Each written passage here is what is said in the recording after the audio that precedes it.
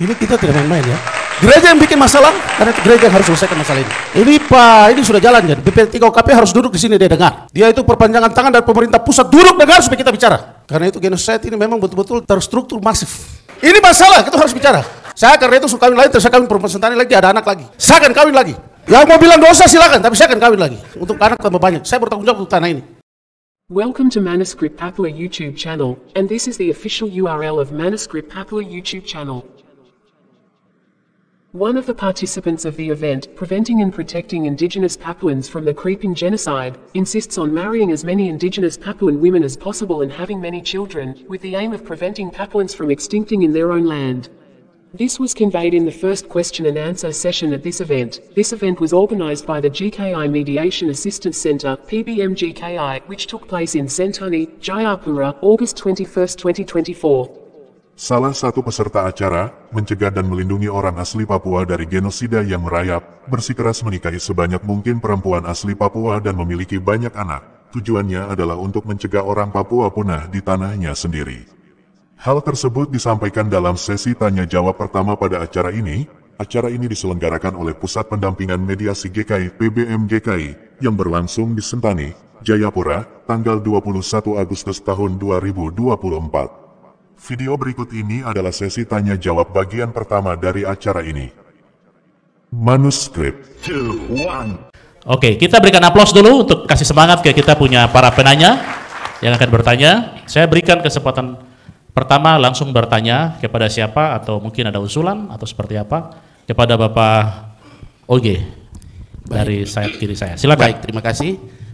Yang pertama usulan, oleh karena kegiatan hari ini dibuat oleh PBM GKI, alangkah baiknya ketika hasil yang dicapai hari ini itu merupakan bagian dari gereja untuk disampaikan ke pemerintah Provinsi Papua dalam bentuk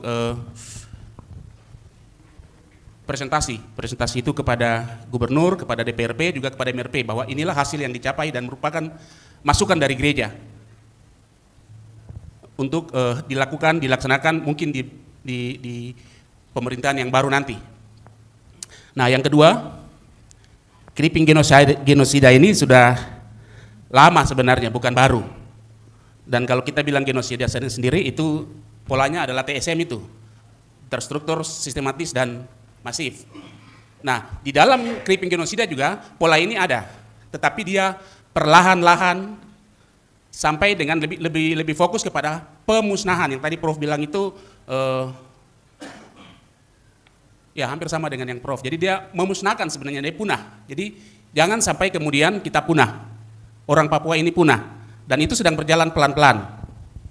Supaya seperti tema ini, creeping genosida itu.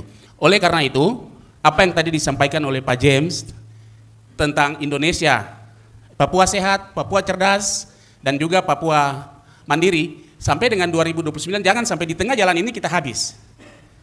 Kita perlu tindakan nyata yang dilakukan. Apakah Otsus itu sudah benar-benar melindungi untuk orang asli Papua atau tidak? Ataukah itu adalah undang-undang sistem pemerintahan? Nah, itu yang kemudian kalau boleh apa yang diatur di dalam Otsus tentang perlindungan terhadap orang asli Papua itu kemudian diangkat kembali dalam melakukan politik hukum itu menjadi satu regulasi yang lebih lagi pada perlindungan terhadap orang asli Papua. Saya kasih contoh di Kota Jayapura ada 600 lebih pos belanja dari anggaran Otsus. Nah, yang saya lihat sendiri setelah melakukan pengamatan hanya satu yang kena, yaitu pemberian beasiswa kepada orang Portumbai. Walaupun orang Waropen, Yapen Waropen di Jayapura itu tidak setuju. Tetapi secara publik, secara umpamanya Otsus itu bangunan-bangunan publik seperti sekolah, kesehatan itu publik yang diterima oleh semua, tetapi Otsus itu sendiri hanya dimanfaatkan oleh orang asli Portumbai dalam bentuk, dan itulah bagian dari perlindungan itu. Nah, oleh karena itu ada satu regulasi kalau boleh yang benar-benar dia merujuk kepada perlindungan orang asli Papua. Kalau kita bicara sekarang itu masih umum sekali, masih publik. Semua orang menggunakan fasilitas kesehatan yang sama, menggunakan pendidikan yang sama. Dan untuk mencapai itu, kita butuh apa yang namanya tadi sudah disinggung juga, kompetensi, sertifikasi, dan juga ada satu lagi. Itu yang kita butuh. Nah, untuk mencapai ke sana, dalam proteksi, dalam perlindungan itu kita butuh ruang-ruang untuk itu. Oleh karena itu dalam kesempatan ini, menurut saya dan menjadi masukan dan sekaligus pertanyaan, apakah kita butuh satu regulasi lagi yang benar-benar dia terpisah dari Otsus untuk melindungi orang asli Papua. Dan saya sepakat tadi disampaikan oleh Pak Matius bahwa yang disebut dengan masyarakat adat itulah orang asli Papua yang disebutkan di dalam Undang-Undang Otonomi Khusus. Terima kasih. Silakan deret kedua, mic-nya. Ya. Bapak sebut nama, lalu silakan. Oke, terima kasih atas undangan yang diberikan oleh PBM GKI di Tanah Papua. Nama saya Melias Adi, tokoh agama, ya. Lalu saya sendiri sebagai pemerhati SDM Papua dan lingkungan atau kebumian. Lalu tadi Pak Prof sampaikan materi menurut saya sangat bagus, bukan mengarah kepada kemerdekaan tapi soal hak. Satu kalimat yang saya catat di sini, perlu suara dari Papua sampaikan kepada pusat agar pusat mempertimbangkan itu. Hak-hak masyarakat adat Papua. Tahun 2007 itu pernah keluar buku tentang konvensi internasional hak asasi manusia, ini Kinurus Papel. Lalu buku itu kira-kira 6 bulan kemudian dilarang oleh negara. 3 hari lalu saya buka-buka TikTok, ternyata itu buku muncul juga salah satunya. Ada 7 buku yang dilarang oleh pemerintah atau negara, salah satunya hak-hak masyarakat adat Papua itu 2007 disahkan oleh PBB, kemudian pada tahun itu juga negara larang. Salah satunya soal pembunuhan T.S. Eluai adalah pembunuhan hak asasi manusia yang dikarang oleh Dr. Beni dan juga tentang masyarakat Melanesia tentang Papua. Ada 7 buku, tapi saya tidak mau itu. Saya perlu sampaikan di sini adalah karena ini tokoh-tokoh penting yang hadir dalam talkshow ini, entah mewakili pemerintah pusat, entah pemerintah daerah, dan juga entah akademisi, dan semua ada di sini, termasuk wartawan. Saya mau usul supaya apakah buku ini tidak perlu dilarang oleh negara, karena ini berbicara tentang masyarakat adat. Kalau kita bicara orang asli Papua itu masyarakat adat. Dan saya lihat 47 pasal itu membahas soal masyarakat adat. Memang ada satu pasal yang pemerintah Indonesia dan mungkin kita ini bisa alergi. Karena pasal 3 itu membahas tentang penentuan nasib sendiri. Tapi bagi saya bukan itu. Ada poin-poin penting yang perlu dilaksanakan oleh pemerintah daerah yang dapat mengurangi creeping genocide.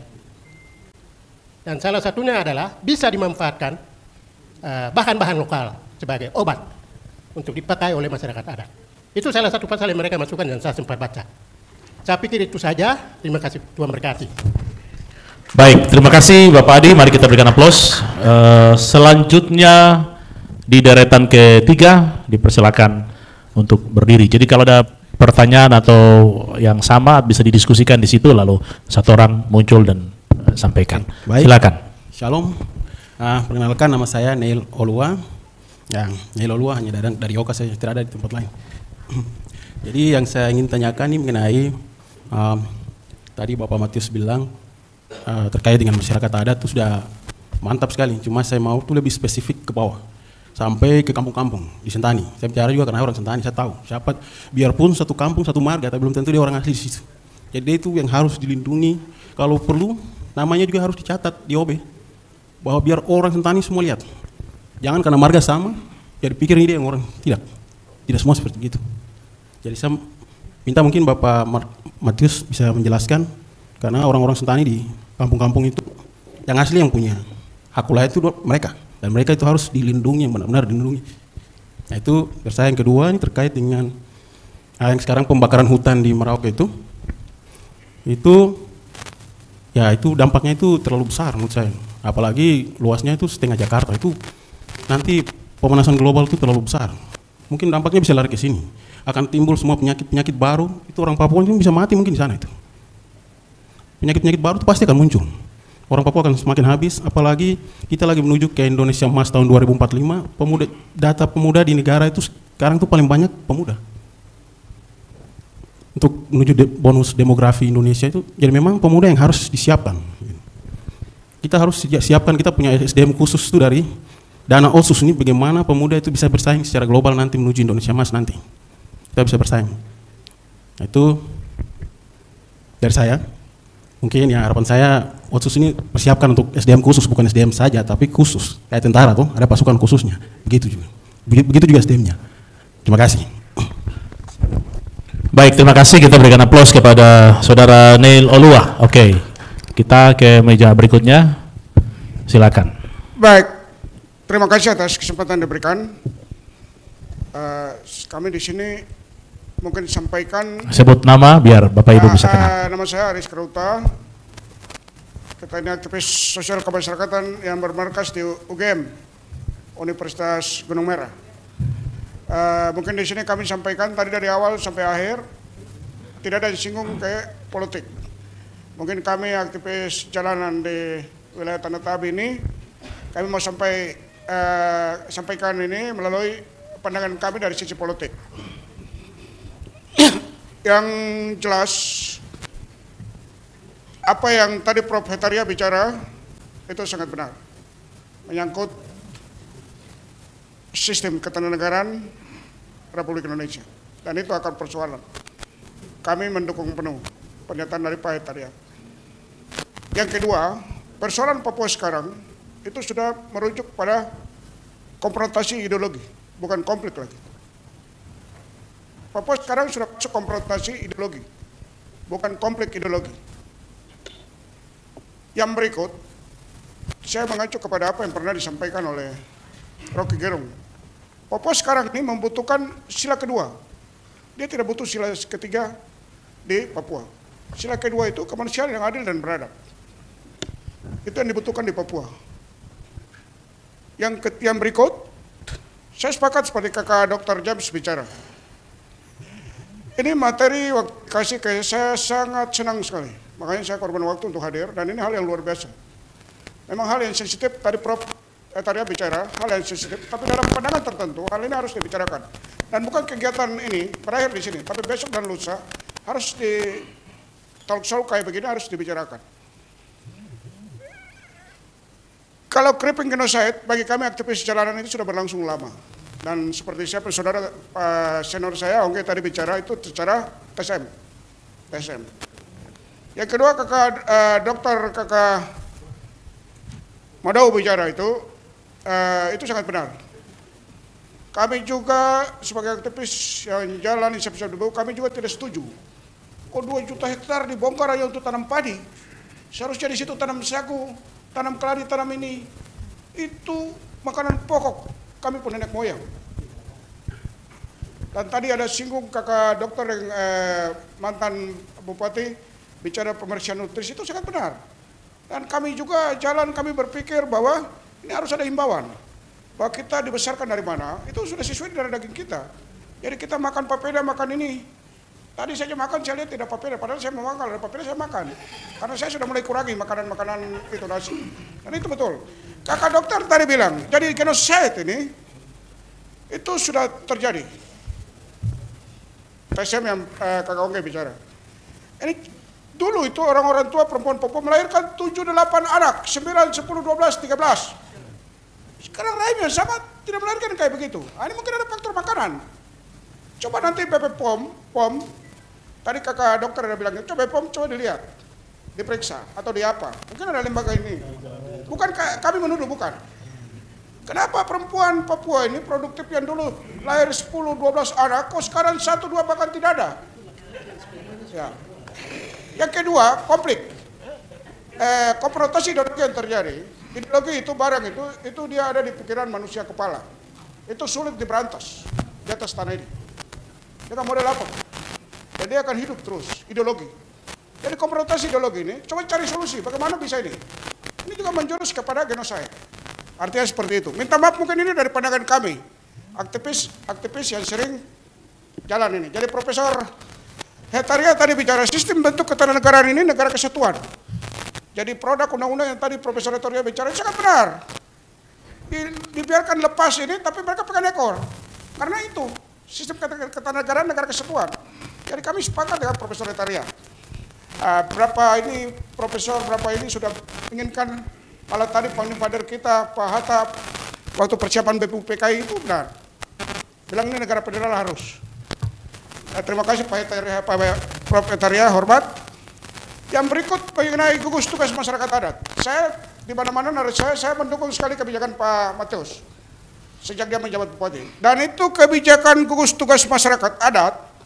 Kami aktivis yang jalan di Siap-Siap Debu di kabupaten ini dan kami bagian dari ini. Kami harap Bupati dan PDT harus lanjutkan. Karena itu membantu sekali masyarakat di kampung-kampung. OAP, jujur aja. Karena kami jalan-jalan, tapi kami waktu itu sudah penelitian. Observasi di lapangan, ambil bagaimana peran GTMA ini. Dan itu sangat membantu mereka. Sampai di proses pengadilan. Saya punya rekaman dan bukti. Dengan gugus tugas masyarakat adat di kampung tertentu di Kabupaten Jayapura, tertolong kasus tanahnya di peradilan. Dan itu dimenangkan. Jadi kami minta gugus tugas masyarakat adat. Siapapun besok bupati yang terpilih tanggal 27 November, seandainya itu pemilu berjalan. Pilkada berjalan karena putusan MK ya, mungkin ada perubahan atau apa, tapi kalau bupati definitif Kabupaten Jayapura wajib melanjutkan gugus tugas masyarakat adat dari mantan bupati.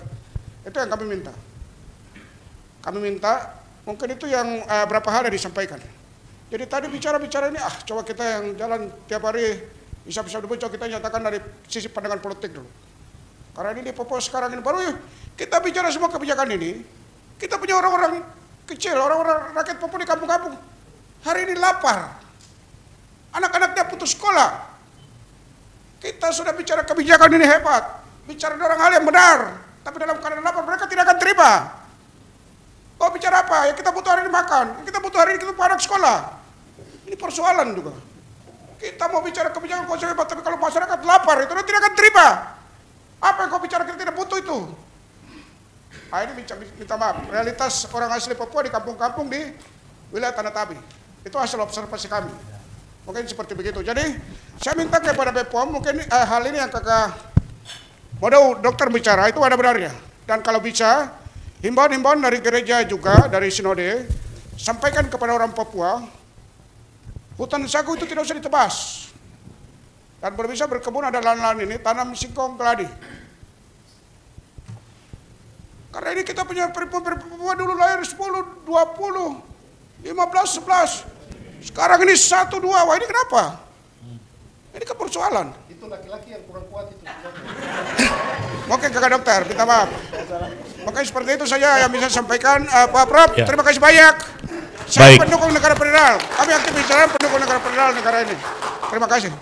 Baik, itu dia kesimpulan terakhir itu tuh yang kita catat ya hari ini luar biasa. Ya Pak Jack, silakan baru kita masuk ke mendengar. Ya. Saya pikir ini tema ini sangat penting. Terima kasih untuk PBM-GKI. Kalau sudah munculkan tema ini, saya tahu bahwa PBM-GKI telah mencatat sejumlah masalah dan kasus, punya data, karena itu bisa munculkan tema ini. Gereja ya, gereja tidak boleh tipu. Gereja harus bicara jujur. Di atas pundak gereja hari ini kami letakkan seluruh persoalan tanah ini. Gereja yang bikin masalah dengan tanah ini. Gereja juga yang harus selesaikan masalah ini. Orang dulu itu dan tidak pernah mau terima tinggal di kampung-kampung. Misionaris datang, tadi kita dengar dari awal itu disampaikan misionaris datang mendarat masyarakat karena gereja, karena Injil, orang tebang itu lapangan hutan supaya masuk. Pesawat masuk. Ini kita tidak main-main ya.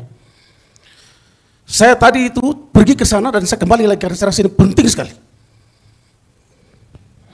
Gereja yang bikin masalah, karena itu gereja yang harus selesaikan masalah ini. Sinode GKI di Tanah Papua berdiri dan koordinasi semua dengan seluruh pihak gereja. Suara kebenaran dari tanah ini harus kita bicara. Jangan ditutupi. Ini Pak, ini sudah jalan jadi BP3UKP harus duduk di sini dia dengar. Dia itu perpanjangan tangan dari pemerintah pusat, duduk dengar supaya kita bicara. Tangisan air mata rakyat ini sampai hari ini belum terhapuskan. Mau pemerintah bikin dengan berbagai macam program, seperti tadi Kakak James saya jelaskan lagi ulang program apapun juga. mau makan kah, mau apakah segala macam, kembali duduk dulu gereja, tanggung jawab di masalah ini. Karena itu genocide ini memang betul-betul tadi terstruktur masif. Di atas tanah ini sedang terjadi. Mulai dari seperti saya bicara, saya sendiri juga sudah lakukan genocide ini. Saya punya istri-istri ini dari luar ini. Bapak James begitu juga, Bapak Emma juga begitu, kawin luar semua. Ya, ini masalah, kita harus bicara. Kita mulai dari kita sendiri, kita lakukan genocide. Saya karena itu suka kawin lain, terus saya kawin perempuan sentani lagi, ada anak lagi. Saya akan kawin lagi.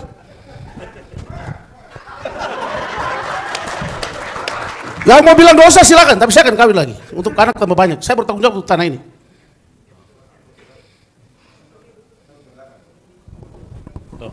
Lebih baik kawin banyak, kasih tinggal bikin rumah banyak, istri anak taruh di mana-mana dan tinggal supaya Papua ini jangan hilang.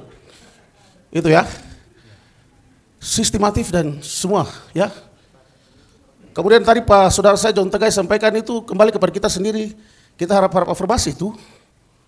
Afirmasi itu karena memang secara sistem ini kita sudah digerus. Satu harapan kita itu ya afirmasi supaya kita bisa ditolong, kita bisa bangkit, bisa bernafas. Ini sama dengan kita semua di dalam air. Tarik napas itu afirmasi itu. Jadi jangan pikir ini kita ini secara sistematis ini orang Papua ini secara sistematis. Ya, ada bin bais di sini apapun itu catat ya. Tidak apa-apa, saya ajak Purwari bicara. Saya bertanggung jawab dengan kata-kata saya. Tanah dan negeri ini. Jadi negara tolong. Dan saya pikir barang ini jangan kita bicara selesai sini kita ngantar sampai kasih ke Prabowo dengan Gibran. Kalau bicara otonomi khusus kasih kami yang betul sudah.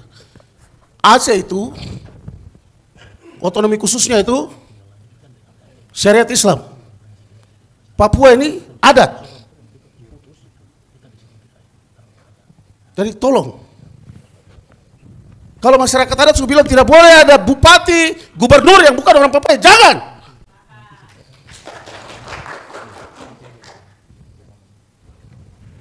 DPR kabupaten kota kalau itu semua kami punya hak, kami punya hak. ASN sekarang membuka.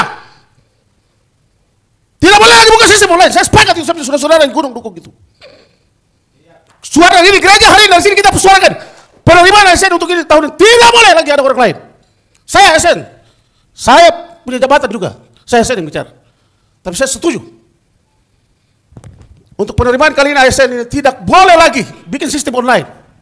Terima dulu, habiskan dulu. Kita punya masyarakat semua diterima habis. Ada sisa, ada kualifikasi yang kami tidak bisa, baru silakan saudara-saudara lain.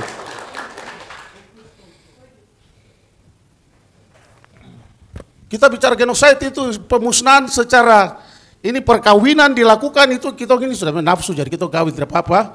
Bukan nafsu tapi memang jodoh ya, bukan nafsu itu jodoh. Nafsu juga salah. Tetapi secara sistem pendidikan, politik, ekonomi ini genocide sedang terjadi di sana. Sumber-sumber mata pencaharian kami ini semua sekarang sedang dikuasai. Baru mau bilang orang Papua tidak bisa, ya karena memang secara tersistem. Orang Papua pergi coba pinjam uang di bank hari ini, bisa dikasih? Tidak ada. Tapi orang yang tidak punya dia buat sertifikat, tidak tahu apa sertifikat dia punya atau dia pinjam orang punya dia kasih keluar uang, besok mau cara di tempat tinggal dia sudah tidak ada. Kalau orang Papua ke bank pinjam dia akan tinggal di situ di tanah, dia tidak akan kemana-mana. Tapi tidak bisa dikasih.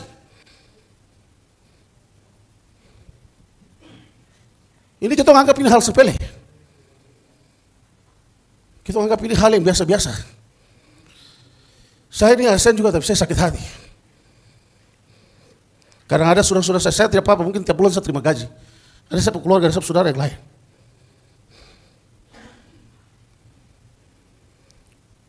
Tadi Bapak Widodo sampaikan, Pak, saya sekolah saya berusaha biaya diri saya sendiri sampai saya sudah selesai juga. Tidak ada satu keluarga yang tolong saya. Sekalipun ada saya punya keluarga yang pejabat, saya tidak pernah datang minta. Karena bapak saya didik saya. Saya terima kasih tadi Pak sampaikan itu. Kalau tanah hilang, semua identitas kita akan hilang. Saya punya bapak nasihat saya dengan bahasa. Sekolah mau komombe. Sekolah mau komombe. Pembangunan dan mulai rohangga selia. Wah namanya Oslo kau no follow kayak dia wara hitung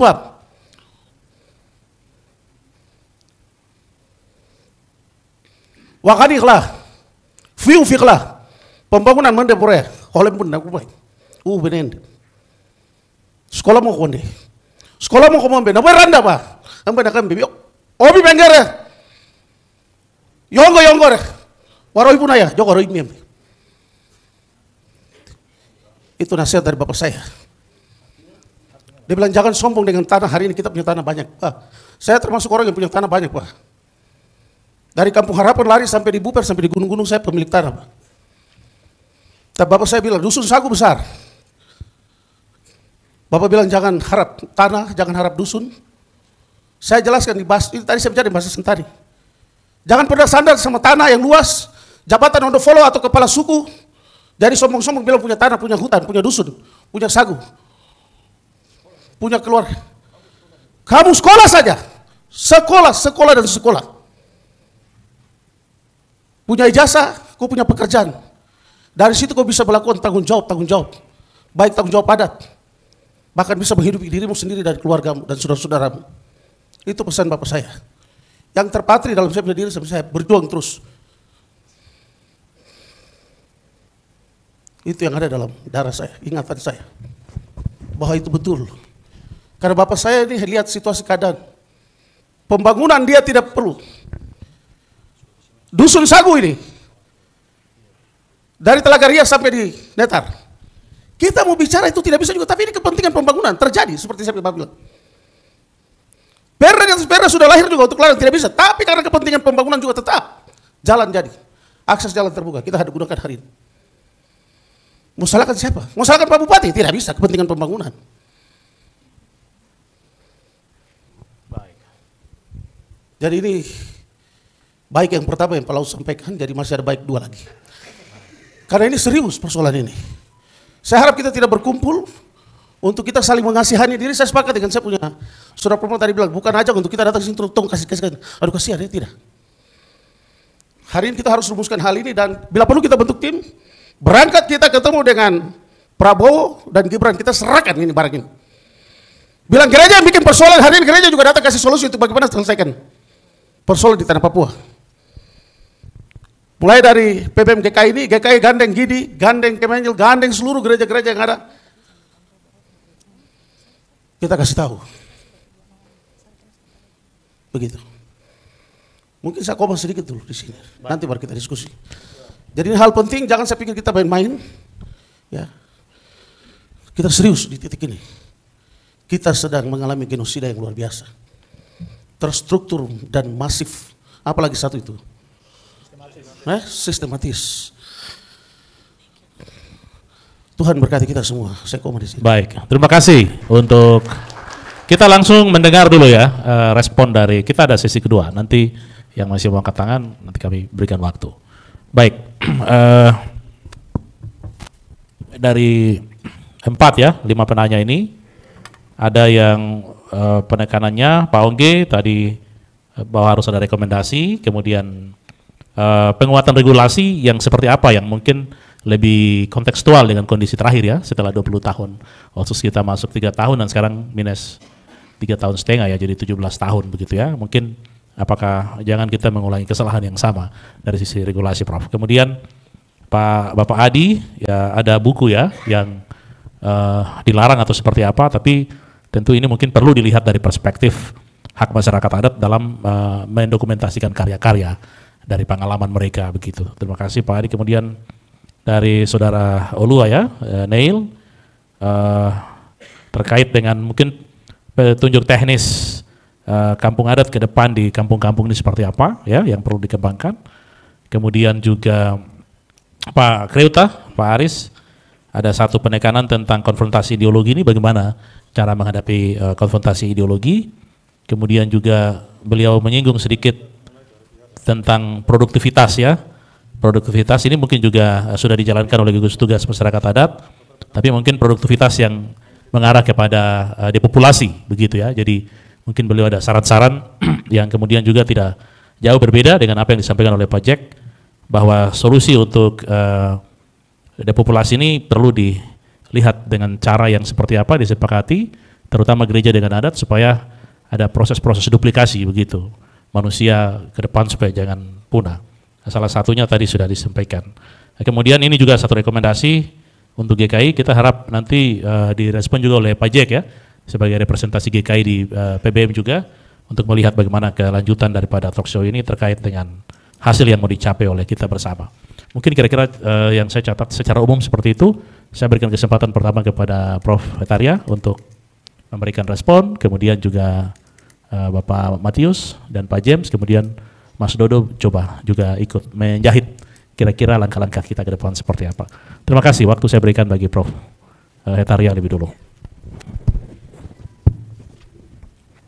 Baik, terima kasih Pak Moderator yang sudah memberikan waktu kesempatan bagi saya untuk menanggapi beberapa pernyataan-pernyataan dan pertanyaan-pertanyaan dari Bapak-Bapak sekalian. Ini kita belum dengar suara ibu-ibu ini. Iya. Oh iya, nanti termen kedua mudah-mudahan ada ibu-ibu lagi. Baik, yang pertama dari Bapak Kongge ini, jadi jelas bahwa ada regulasi tentang perlindungan orang asli Papua itu sudah pasti, dan itu sudah ada di dalam Undang-Undang Otonomi Khusus itu. Memang perlu dijabarkan lebih lanjut dari Undang-Undang Otonomi Khusus itu di dalam Perda-Perdasus. Perdasus itu untuk menindaklanjuti hal-hal yang harus diatur lagi. Nah, yang tadi disampaikan oleh Pak Jack itu yang berkaitan dengan ASN ini. Nah, itu memang sangat penting, dan itu saya beberapa kali sudah berbicara dengan teman-teman di Pemda mengenai rekrutmen orang asli Papua di dalam kepegawaian itu sebenarnya sudah diberikan ruang yang luar biasa oleh Undang-Undang Otonomi Khusus itu. Tetapi tidak dilanjuti dengan peraturan daerahnya. Nah, itu persoalan. Jadi memang harus ada kebijakan tersendiri di dalam rekrutmen orang asli Papua di dalam menduduki tugas sebagai ASN atau di dalam jabatan ASN itu. Sudah ada, cuma tinggal pengaturan lebih lanjutnya saja. Itu yang tidak ditindaklanjuti oleh Pemda kita. Kemudian yang berikut yang saya lihat paling berkaitan dengan tema kita hari ini yang sudah saya sebutkan tadi, yaitu bahwa perlu ada regulasi tentang kebijakan kependudukan atau politik kependudukan atau pengendalian penduduk di Provinsi Papua ini. Bukan saja di Provinsi Papua, Papua Barat, Papua Barat Daya, Papua Selatan, semuanya. Dan ini sangat penting, dan saya sudah kemukakan tadi 3 hal itu yang harus diatur. Yang pertama itu mengenai kuantitas orang asli Papua. Harus diatur dan dijamin di dalam regulasi itu. Misalnya saja begini, orang Papua yang mempunyai anak ke-3, 4, 5, sampai 10, 12 akan disantuni oleh pemerintah. Misalnya seperti itu. Soal yang tadi dikatakan kawin lebih dari 1 itu, saya kira tidak perlu diatur lagi. Itu otomatis saja itu. Barang jalan biasa. Jadi pergi saja. Ya, cuman berkaitan dengan hal itu harus konsultasi dengan Bapak Ketua Sinode dan pendeta-pendeta. Harus konsultasi dulu. Tapi kalau tidak ya pakai perjanjian lama saja. Prinsip saya begini, prinsip saya ini. Sebenarnya Tuhan Yesus juga dalam perjanjian baru itu tidak melarang untuk kawin. Tapi yang dilarang adalah cerai. Tinggal ditafsirkan saja. Kalau tidak dilarang untuk kawin, ya kawin saja tuh, kenapa sih? Tapi kalau cerai jangan. Jangan pakai alasan begini, oh kita untuk monogami jadi saya mau kawin kedua tuh saya harus cerai yang pertama dulu. Ini nanti kajian teologis teman-teman di STT, termasuk Bapak Ongge tadi. Dia perlu kaji barang ini. Jadi jangan kita pertentangkan perjanjian lama dan baru lagi. Dua-dua itu jalan sama-sama saja. Sebab yang saya yakin pasti itu di surat Titus itu Rasul Paulus bilang, Titus, kau tetapkan penatua-penatua di Kreta sana itu. Tapi kau pilih, jangan yang kawin istrinya lebih dari satu. Itu yang tidak boleh. Tapi yang bisa diangkat sebagai diaken-diaken penatua-penatua itu yang satu istri saja. Artinya di jemaat Kreta itu juga ada warga jemaat yang kawin lebih dari satu. Begitu. Nanti tanya Bapak Pendeta dorang dulu. Ini pendapat saya sendiri jadi. Nah sekarang begini Bapak-Bapak Pendeta. Bagaimana dengan kita punya ondoafi dorang ini? Sukawin lebih dari satu. Bagaimana dorang ini? Terima saja tuh. Ya terima saja, mau apa lagi? Jadi sudah jalan secara adat saja sudah begitu. Ya, dengan itu kan kita bisa menambah populasi. Ini penting ini. Saya tidak main-main soal ini. Saya bicara sangat serius. Karena ini akan mempengaruhi aspek politik, aspek ekonomi dan sebagainya. Nah, yang kedua itu proteksi.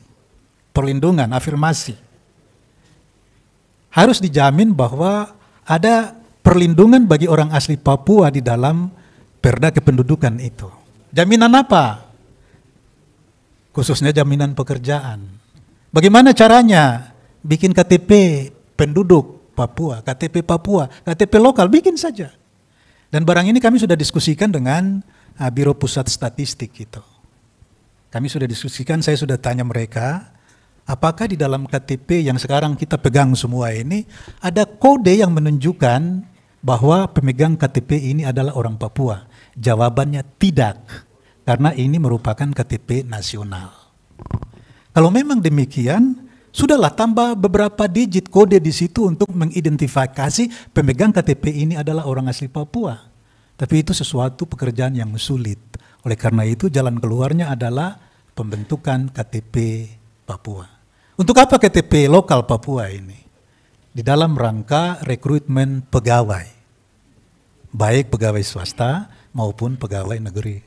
Tulis di situ, di dalam perda itu, bahwa untuk memperoleh pekerjaan baik itu pegawai negeri maupun swasta, nanti kan tinggal diatur normanya bagaimana, tetapi ini intinya saja saya sebut. Perlu yang bersangkutan, perlu pemegang kartu penduduk lokal. Kita kunci di situ. Jadi jangan berpikir lagi, aduh nanti bagaimana itu soal itu. Jadi banyak hal yang bisa kita buat di dalam perda mengenai pengendalian penduduk itu. Nah, kalau bagaimana dengan mereka yang datang dengan pesawat berapa kali penerbangan dari luar Papua masuk ke sini, mau kendalikan mereka dengan cara bagaimana itu? Itu nanti kita harus diskusikan dan pikirkan itu. Orang berpindah satu tempat ke tempat lain itu hak asasi manusia juga. Kita tidak bisa bilang begini, kamu tidak boleh masuk ke Papua dengan pesawat. Nanti dong bilang kita lagi, kamu tidak boleh datang ke Jakarta lagi. Kan repot ini. Jadi memang perlu pengaturan yang rasional mengenai pengendalian penduduk itu. Lalu yang berikutnya adalah yang berkaitan dengan kualitas penduduk masyarakat Papua itu bagaimana. Perlu dijabarkan lebih jauh lagi di sana. Baik Bapak Ibu sekalian, itu yang perlu saya tanggapi. Yang lain-lain itu berat-berat juga itu. Yang tadi disebut penentuan nasib sendiri itu. Ini barang bahasa ini sangat tidak disukai oleh Jakarta. Tetapi kita bisa melihat konteksnya. Penentuan nasib sendiri ini secara internal atau eksternal. Di dalam bahasa Inggrisnya juga itu beda ya. Rights of self-determination. Itu penentuan nasib sendiri secara eksternal. Tapi rights, maksud saya rights to self-determination itu secara eksternal. Rights of self-determination itu secara internal. Nah, rights of self-determination itu yang kita kenal dengan otonomi khusus ini. Tapi yang sudah diobrak-abrik itu. Jadi ini yang memang perlu, memang rights of self-determination ini perlu untuk kita. Nah, berkaitan dengan soal konfrontasi ideologi. Ya, memang kita sudah mengetahui bersama soal sejarah Papua ya. Saya lihat ada 4 masalah yang dikemukakan oleh LIPI itu. Yang pertama itu masalah marginalisasi, yang kedua itu masalah pelanggaran hak asasi manusia, yang ketiga itu masalah pembangunan, dan yang keempat itu yang berkaitan dengan masalah klarifikasi sejarah, pelurusan sejarah itu. Nah, saya kira 4 masalah yang dikemukakan oleh LIPI itu cukup komprehensif ya, mengungkapkan persoalan Papua yang fundamental. Tapi bagi saya ada satu lagi masalah maha besar yang belum diungkapkan oleh LIPI dari 4 masalah itu adalah masalah ideologi Papua Merdeka itu. Nah, sebenarnya kan kalau kita mau jujur, orang membentuk negara itu tujuannya apa? Adalah untuk merdeka, maksudnya untuk sejahtera kan? Dan itu dijamin juga di dalam Undang-Undang Dasar kita. Undang-Undang Dasar Negara Republik Indonesia. Negara itu dibentuk agar supaya masyarakat itu sejahtera, adil, dan makmur. Artinya apa? Semua hak asasi manusia itu terpenuhi dan terproteksi. Dengan demikian dia mengalami apa yang disebut sejahtera, adil, dan makmur itu. Harusnya demikian. Tetapi kita lihat bahwa dalam kurun waktu tertentu yang berjalan ini, apa yang kita namakan tadi genocide itu kan berjalan terus. Bukan saja creeping genocide, tetapi ya genocide yang kita lihat ini, termasuk di dalamnya kejahatan terhadap kemanusiaan itu. Dan ini banyak jiwa yang sudah terjun di sana. Jadi bagaimana mengatasi masalah ini? Saya kira Otsus perlu tetap berjalan, tapi penyelesaian pelanggaran HAM juga harus dilakukan. Kan status otonomi khusus itu diberikan untuk 2 tujuan saja. Tujuan yang pertama itu melaksanakan pembangunan untuk kesejahteraan masyarakat Papua, dan yang kedua itu penyelesaian pelanggaran HAM berat masa lalu. Tetapi yang kita saksikan yang dilakukan oleh pemimpin-pemimpin kita di Papua ini kan, bagaimana mensejahterakan masyarakat Papua yang ada dengan pembangunan yang berjalan. Itu betul. Dan itu tugas negara, bahkan tanggung jawab negara. Tetapi yang tidak dilakukan adalah penyelesaian pelanggaran HAM berat masa lalu itu. Itulah yang menjadi duri di dalam daging yang terus menghambat proses pembangunan yang terjadi di tanah Papua. Oleh karena itu perlu direkomendasikan oleh BPM PGI ini, PBM GKI ini, agar supaya penyelesaian pelanggaran HAM berat masa lalu di Papua itu bisa diselesaikan. Kalau kita membiarkan pelanggaran HAM ini terus-menerus terjadi, maka ideologi Papua Merdeka itu akan mengkristal. Dan itu saya kira kita tidak tahu lagi mau bukan Nelon yang talingkar ini dari sisi mana. Jadi memang saya setuju bahwa konfrontasi ideologi itu memang sedang terjadi. Apa yang ditulis oleh Dr. Bernada Meterai itu, nasionalisme ganda Papua itu suatu waktu bisa muncul saja. Itu menjadi wanti-wanti bagi kita semua, supaya marilah kita menyelesaikan masalah-masalah Papua yang sudah direkomendasikan oleh LIPI itu, lalu marilah kita berdialog dengan Jakarta. Jakarta perlu terbuka juga, supaya kita menyelesaikan persoalan Papua ini secara bermartabat.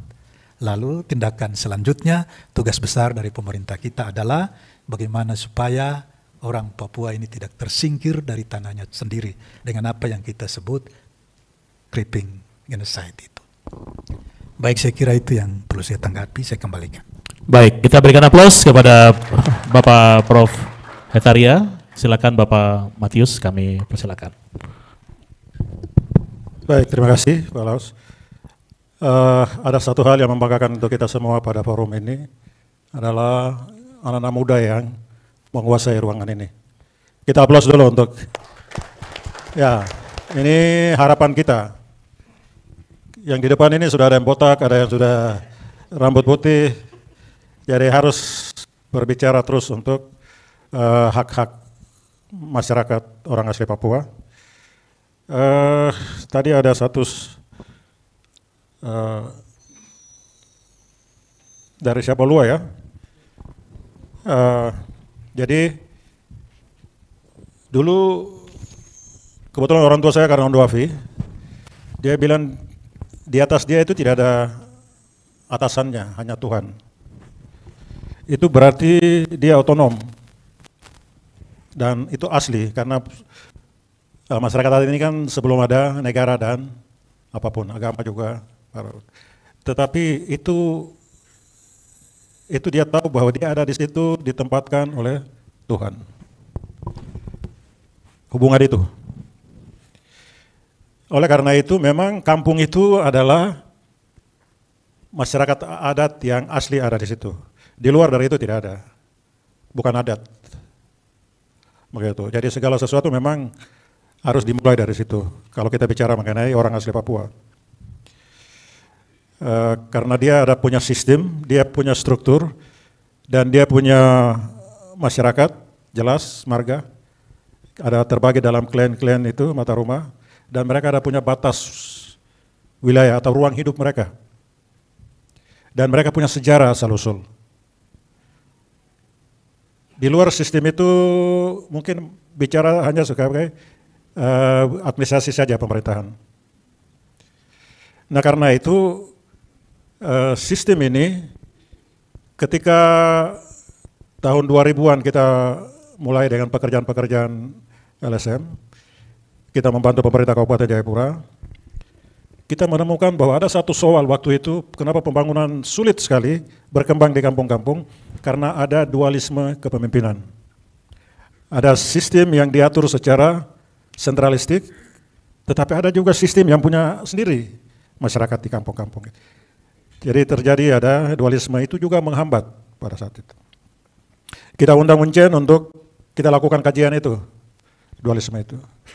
Dan dari situ baru kita mulai berpikir untuk bagaimana sistem ini bisa menjadi alternatif yang terbaik, yang asli itu.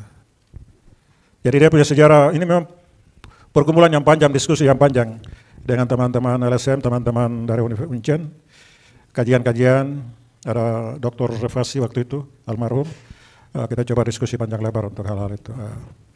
Jadi memang kalau kita punya ada, kenapa harus dipaksakan sistem yang bukan yang biasa, yang sudah terbiasa oleh masyarakat. Mengapa? Karena dia ada punya sejarah, punya nilai-nilai, norma-norma, dan dia punya sistem kepemimpinan untuk mengatur. Dan itu hampir mirip dengan pemerintahan desa yang diatur secara nasional. Mungkin hanya pembagian-pembagian tugas itu saja yang kita coba menyesuaikan di situ, supaya benar-benar kampung adat dengan sistemnya itu bisa menjadi alternatif terbaik untuk kesejahteraan dan pembangunan di. Nah karena itu memang rumah adat itu, OB, Sentani orang bicara itu harus menjadi tempat untuk pengambilan keputusan terpenting. Ya, karena itu sudah diakui di situ, tempat untuk pengambil keputusan, bukan di balai desa. Begitu. Jadi waktu itu ada dualisme itu. Nah itu sebenarnya dari awal kita mulai dan kita mulai melihat bahwa sebenarnya kalau ini diperkuat, ini pertahanan yang sangat bagus untuk menjaga teritorinya, untuk mendata berapa banyak anak usia dini, berapa banyak yang stunting, berapa banyak yang sudah sekolah di SMP, SMA, dan seterusnya, dalam satu wilayah kampung itu. Kita membutuhkan database itu yang lengkap. Tetapi format yang ada di pemerintah itu adalah format yang umum, bukan yang khusus. Kita kesulitan di situ. Jadi kepala kampung asal saja, yang penting kepala desa sudah isi, sudah seperti itu sudah. Jadi tidak mengangkat hal-hal yang mendasar di situ. Nah, karena itu dari GTMA, contoh di Kabupaten Jayapura, perlu ada tim dari berbagai stakeholder untuk memastikan itu. Kita sampai hari ini tidak ada data yang lengkap. Di Kabupaten Jayapura data BPS, orang asli Papua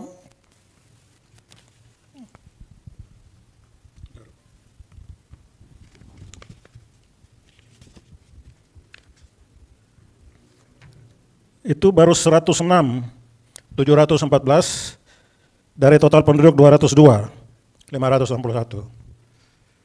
Jadi beda tipis saja. Begitu, di atas 50% ya. 10 tahun yang lalu itu cukup cukup jauh perbedaannya. Nah, itu data yang ada. Tapi kita hanya memiliki data-data umum itu saja. Seperti tadi ditanyakan itu kita sedang mengerjakan dengan gugus tugas ini bagaimana itu bisa lebih detail supaya sistem pemerintahan ini bisa jalan model seperti itu. Negara sudah memberikan pengakuan terhadap kampung-kampung adat untuk gunakan itu sebagai sistem pemerintahan asli ada di kampung. Hanya saya lihat, kita anak-anak di Jayapura ini, terutama anak-anak ya hampir termasuk tua juga, negara sudah mengakui tapi dia sendiri masih kurang percaya, saya juga heran. Begitu. Negara melihat ini sesuatu yang luar biasa, tapi kita sendiri masih meragukan itu, kita mau yang seperti biasa-biasa saja. Nah ini tantangan kita.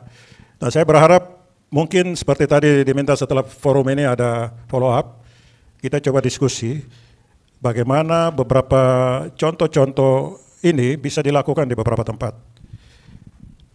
Ya, untuk supaya anak-anak muda bisa lebih banyak terlibat dalam kegiatan-kegiatan seperti ini. Karena ini masa depanmu ada di sini. Begitu. Kita tidak boleh ngambang. Kita harus yakin bahwa saya akan berdiri di atas tanah saya dan saya bisa hidup. Saya bisa membangun apapun dengan cara saya, bukan cara yang kemarin-kemarin, bukan. Ekonomi kreatif kah atau apapun. Dan kita sedang mendorong ke arah situ, tapi berdiri di atas dasar yang kuat. Selama saya jadi bupati, itu ada studi banding dari beberapa daerah datang ke Jayapura. Dari Papua Barat Daya, dari Papua Barat, dari Papua Selatan, ada DPR, ada pemerintah, ada masyarakat adat, ya. Saya membayangkan begini, sebenarnya di Papua ini sedang merindukan ini, begitu. Karena mereka sedang mencari, kami ini bagaimana ini, dalam kekhawatiran-kekhawatiran yang panjang, begitu. Dari orang datang ke sini saja saya sudah melihat, wah, berarti ada satu kebutuhan yang dia jalan sendiri, pemerintah sibuk dengan agendanya begitu. Kita sedang, ya tadi Ibu Ome bilang apa? Kita ada di persimpangan jalan ya. Nah, jadi memang ini belum ketemu. Pada saat kita launching kampung adat di Bundru di dekat Lere sana, ada satu tokoh adat dia bicara dengan bahasa yang sepangkal-sepangkal itu. Dia bilang kami ini sudah dikubur hidup-hidup. Bertahun-tahun, tapi kami tidak pernah mati. Hari ini Bapak datang mengangkat kami dari kuburan yang panjang. Artinya bahwa orang Papua merindukan itu begitu. Apa? Jati dirinya harus dihargai, harus diakui. Termasuk juga semua yang dia miliki di situ. Hak wilayahnya dan seterusnya. Ada beberapa ketua Dewan Adat suku di daerah Elseng dengan Airu dan seterusnya, mereka bilang begini, dulu kami dikejar-kejar ketika kami melarang kalau investasi masuk. Tapi sekarang pemerintah sudah mulai menerapkan otsus dan mengangkat hak kami dihormati, bahwa ini kami punya dan seterusnya. Jadi saya pikir hal-hal ini sepele, tetapi jarang kita serius ya begitu. Nah karena itu kampung harus menjadi tempat tumpuan kita untuk membangun segala macam hal yang baik untuk ke depan. Ada satu kampung di Sentani, ada Billy Tokoro ada ya? Tadi ada ya? Oh, Kampung Yoboi, itu anak-anak muda di situ sangat kreatif. Itu kampung adat. Dan setiap saat banyak sekali orang datang ke sana untuk melihat keunikan-keunikan di situ. Nah kita butuh itu. Kampung bisa menghasilkan uang dengan caranya sendiri, begitu. Dengan kearifan yang ada di situ. Itu anak-anak muda yang kreatif, anak-anak muda yang bergerak. Sejumlah orang datang pas dari tamu dari Jakarta mau lihat kampung pasti akan ke situ. Karena itu sudah ada di media sosial, sudah ramai di YouTube dan lain-lain. Kita ingin seperti itu, jadi kampung jadi menarik oleh anak-anak muda yang mencintai kampungnya, sumber daya alamnya dan masyarakatnya. Jangan kita kehilangan arah, kita harus kembali ke kampung adat dan kita coba bergerak untuk menjadi kampung kita sama dengan kota-kota besar, orang selalu akan datang ke sana ya karena ada sesuatu yang unik. Saya pikir itu ya sedikit bahwa orang bicara masyarakat adat itu ada di kampung, begitu. Dan itu hampir semua itu orang asli Papua di situ. Kalau kita fokus ke situ, kita sedang membangun peradaban terus seperti yang Yeska ini bilang. Di kota bisa, tetapi intervensi berbagai pihak itu terlalu banyak. Saya jadi 10 tahun di situ merasakan itu. Lebih baik kewenangan bupati kita turunkan ke distrik. Distrik menjadi pusat pemberdayaan, pusat pelayanan dasar masyarakat. Jadi bukan di kabupaten, bukan di provinsi, supaya orang asli terlindungi di sana itu. Saya pikir itu barangkali dari saya. Terima kasih, Pak Laus. Baik, terima kasih. Mari kita berikan aplaus bagi Bapak Matius Sawaito. Silakan Pak Dodo. Mana yang mau ditanggapi, silakan. Terima kasih. Bebas. Pertama soal kawin. Tadi Prof menyampaikan itu hal yang penting ya. Sangat penting. Soal populasi. Dan di keyakinan saya itu tidak ada larangan. Jadi, tapi saya tidak lakukan karena anak saya sudah banyak gitu. Saya mau menyampaikan soal tadi regulasi operasional. Gitu. Kan 2016 ya Pak, waktu kita mencoba mencermati kebijakan terkait dengan proses rekognisi, itu dari menganalisis undang-undang nasional, undang-undang Otsus, kemudian beberapa perdasus, sebenarnya sudah cukup memadai untuk dilakukan. Jadi makanya waktu 2018 Pak Matius bersama teman-teman mendeklarasikan GTMA, kita sudah pikirin tidak ada yang kurang lagi soal payung hukum untuk melakukan proses rekognisi. Nah yang kedua, yang penting adalah tinggal bagaimana regulasi atau kebijakan-kebijakan operasionalnya. Maka ada gugus tugas, ada SK-SK bupati dan sebagainya. Jadi itu penting sekali dilakukan di seluruh provinsi di tanah Papua. Gitu. Levelingnya harus dinaikkan sampai tingkat provinsi menurut saya. Gitu. Nah yang kedua soal aspek tadi ada yang mengangkat soal ini harus ada tim khusus. Memang untuk menyelenggarakan harus ada tim khusus ini, ada kelembagaan khusus yang menyelenggarakan ini. Karena kalau tidak kita tidak menemukan. Saya pernah melakukan mencermati fungsi-fungsi dari dinas-dinas atau perangkat daerah yang ada di provinsi. Tidak ada yang punya tupoksi atau tusi itu yang mengatur urusan ini. Nah bayangkan kalau urusan yang penting ini tidak ada satu kedinasan, ini akan sangat sulit untuk diselenggarakan. Jadi menurut saya kelembagaan di tingkat provinsi, di tingkat kabupaten ini harus dilakukan. Begitu juga kalau sekarang GKI mengangkat melanjutkan isu-isu ini, menurut saya apakah nanti di tempat pajak atau secara umum di gereja harus ada satu unit yang memang melakukan proses-proses komunikasi, menyiapkan rancangan begitu, mengkomunikasi. Jadi kan ini harus dibawa, pajak bilang ini harus dibawa, harus disampaikan. Nah itu menurut saya penting roadmap dan juga narasi yang tepat bagaimana mengangkat isu-isu yang kita perbincangkan hari ini. Harus ada menurut saya upaya-upaya untuk melakukan komunikasi politik ke nasional maupun ke seluruh kepala-kepala daerah yang nanti akan terpilih. Saya menyampaikan ke Pak Matius, isi tas kita ini sudah harus dengan gagasan-gagasan dan pikiran itu. Supaya di pemerintahan baru ini tidak tertinggal itu barang. Dia harus masuk ke dalam kerangka kerja, kerangka strategi dan rencana kerja pemerintah, baik di nasional dan di daerah. Jadi kita harus siapkan isi tas kita dengan upaya-upaya yang kita perbincangkan hari ini, supaya soal regulasi, soal hukum, soal kelembagaan, soal anggaran, itu menjadi bagian penting yang harus dilakukan di pemerintahan baru. Nah upaya-upaya ini juga menurut saya penting untuk terus-menerus melakukan komunikasi dan koordinasi dengan teman-teman yang memang selama ini terus bekerja di tingkat provinsi, di tingkat daerah. Teman-teman LSM ini bekerja kadang diam-diam juga begitu, bersama masyarakat dan sebagainya, tapi juga muaranya kan tetap ke pemerintah, karena pemerintah yang punya kewenangan untuk melakukan rekognisi atau pengakuan. Jadi saya pikir tadi yang disampaikan beberapa penanggap dan juga yang terakhir, kita harus melanjutkan apa yang sudah kita percakapan ini dan menyiapkan satu rencana kerja atau roadmap-nya dengan narasi yang tepat untuk disampaikan kepada para pihak. Terima kasih Pak Laus, itu dari saya. Baik, sekali lagi kita berikan aplaus kepada Pak Widodo yang sudah memberikan respon terhadap pertanyaan-pertanyaan tadi. Selanjutnya Bapak Dr. James Modo juga bisa merespon beberapa hal yang tadi ditanyakan oleh peserta tadi. Silakan.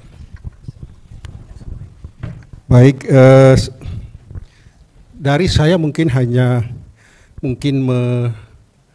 mengklarifikasi mungkin ya tentang tadi Pak Julius Ongge lagi menekankan soal fokus kepada orang Papua.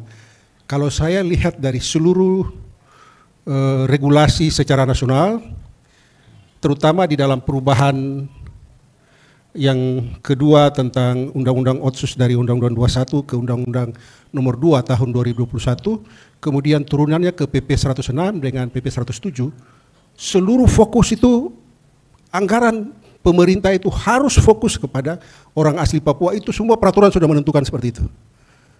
Nah, pelaksanaannya ini yang jadi masalah. Betul tadi seperti dibilang, nanti pembiayaan misalnya di kabupaten kota, kalau itu misalnya ke pendidikan, kalau pembiayaannya kepada operasional kelembagaan, itu pasti dinikmati oleh semua orang.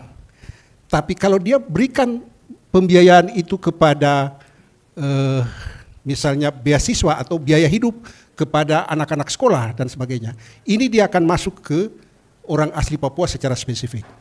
Nah, karena biaya untuk operasional misalnya satuan pendidikan maupun juga rumah sakit itu ada bantuan operasional rumah sakit misalnya, bantuan operasional sekolah, BOS misalnya, itu ada dana-dananya. Oleh sebab itu memang apa yang saya lihat secara spesifik di situ bahwa smart governance itu tata kelola yang cerdas, itu harus dimiliki oleh setiap pemimpin kita yang menjalankan kepemimpinan di era Otsus ini, bukan hanya pemerintah saja, tetapi juga gereja, juga adat, juga lembaga-lembaga sosial kemasyarakatan harus menjalankan smart governance.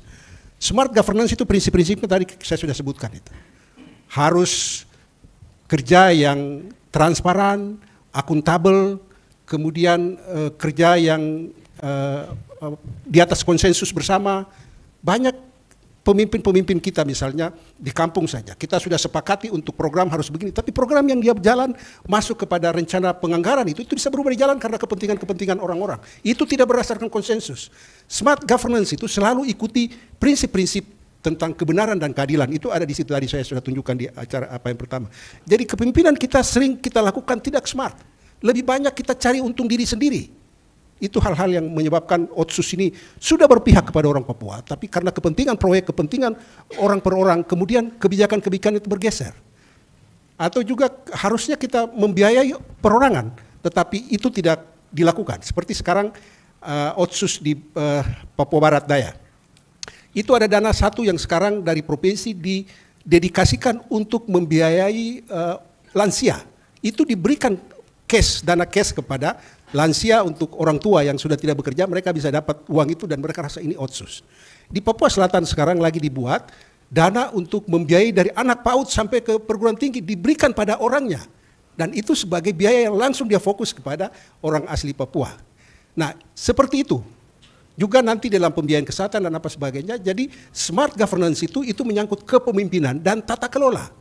Ini yang harus kita dorong ke depan supaya semakin bagus, sehingga itu bisa dikerjakan dalam Otsus ini dengan baik, sehingga ketakutan tentang genosida ini kita bisa hindari. Cuma tadi kita sudah bicara di awal juga, ketakutan ini kalau perilaku kita yang buruk kemudian menyebabkan kita sendiri mengalami genosida, itu jangan salahkan siapa-siapa. Seperti saya tiap pagi kalau jalan di mana-mana di Waena, saya kita jalan keliling, kelompok-kelompok anak minuman keras, minum dari pagi sampai pagi, dari malam sampai pagi itu tiap malam penuh. Itu kelakuan macam bagaimana, itu bikin hancur kita, umur tidak bisa lewat dari 50 itu kayak begitu-begitu. Jadi kalau kita sendiri yang tidak peduli dengan kita punya kehidupan, ini jangan sampai kita salahkan orang. Kemudian juga tadi kita ngobrol-ngobrol dengan ibu-ibu di belakang sana, betul sekali apa yang ibu-ibu sampaikan tentang kita ini terlalu banyak diafirmasi, sehingga kita pun kelakuan ini semakin lama semakin lemah. Semua tunggu afirmasi saja, sehingga mau bikin apa-apa itu, wah, tidak ada bantuan dari pemerintah ini, pemerintah yang kita salahkan, siapa-siapa selain salahkan. Dan tadi ibu ini bagus cerita, ibu saya lupa ibu penama tadi.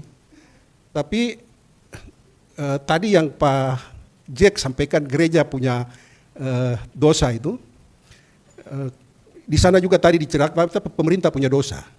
Itu adat punya dosa juga ada. Jadi kumpul masyarakat dari pinggir-pinggir datang kemari kumpul di dalam satu wilayah, tapi ternyata wilayah itu bukan wilayah adat mereka. Jadi mereka tidak bisa kelola di situ, tapi konflik kepentingan dalam sumber daya itu terjadi di situ karena dikumpul-kumpul dari mana-mana ke tempat itu. Di gereja juga begitu, kumpul-kumpul orang karena Injil masuk. Tadi Pak Jack salahkan gereja itu. Saya tidak tahu kalau tadi Pak Jack salahkan itu karena gereja larang tidak boleh kawin lebih itu.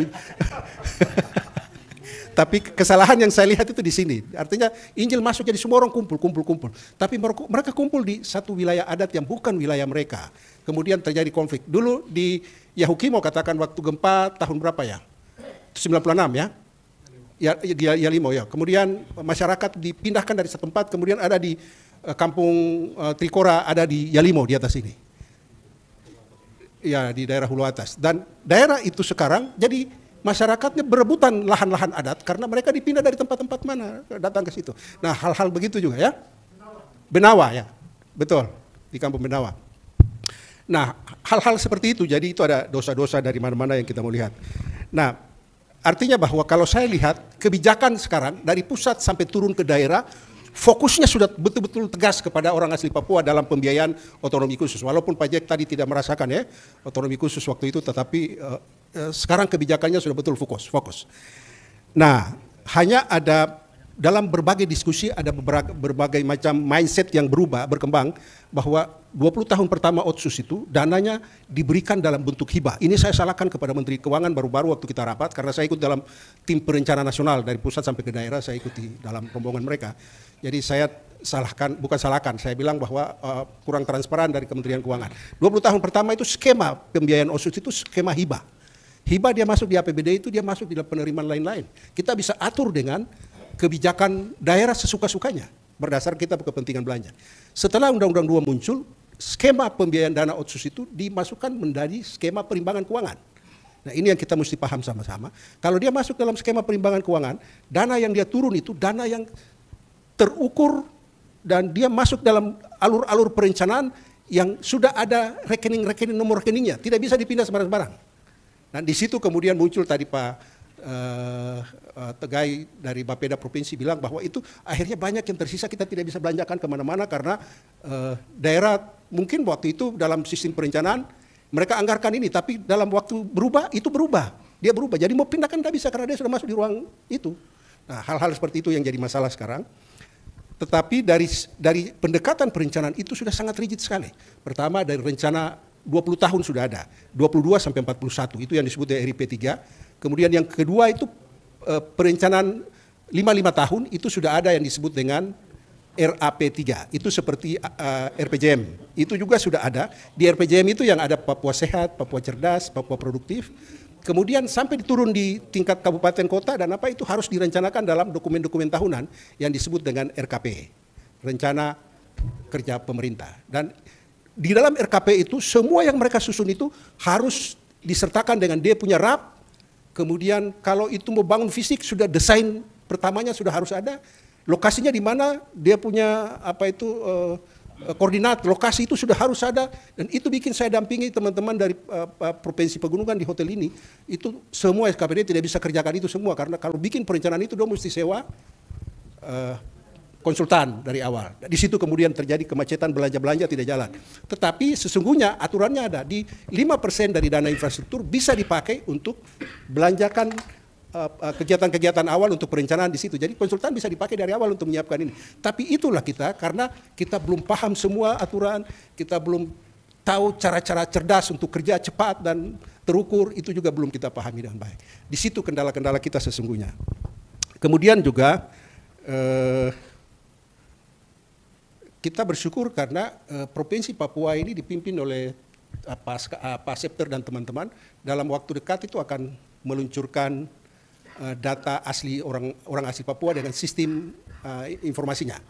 Dan itu di Papua Barat sudah siap, di Papua Barat Daya juga sudah siap, dan itu akan kuat sekali untuk menopang kita punya evaluasi-evaluasi terhadap bagaimana orang Papua itu berkembang.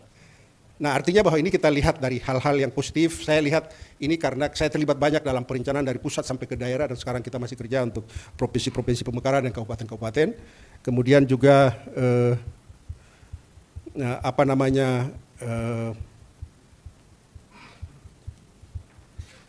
Ya tadi yang saya maksudkan itu tentang kita diafirmasi. Hati-hati kita diafirmasi ya. Karena spirit Undang-Undang Otsus itu adalah perlindungan, pemberdayaan, dan keberpihakan. Keberpihakan itu adalah afirmasi. Tadi yang kita lihat afirmasi ini semua dikhususkan, semua dispesifikan, semua apa. Yang tadi kita bicara soal makanan, beras itu juga semua diafirmasikan. Dan semua orang yang diafirmasi itu dia punya daya juang pasti akan menurun, akan rendah dan tidak bisa untuk bertahan hidup dengan cepat, lama. Itu sebabnya jadi kalau kita diafirmasi kita harus hitung-hitung dulu, ini menguntungkan atau tidak. Karena semua afirmasi ini adalah perlindungan, tetapi belum tentu itu pemberdayaan. Jadi mungkin itu saja tambahan saya. Terima kasih, saya kembali. Baik, kita berikan aplaus kepada Bapak Dr. James Modo. Friends, before continuing, please support, like and comment on this video, and don't forget to subscribe to this YouTube channel. God bless us all.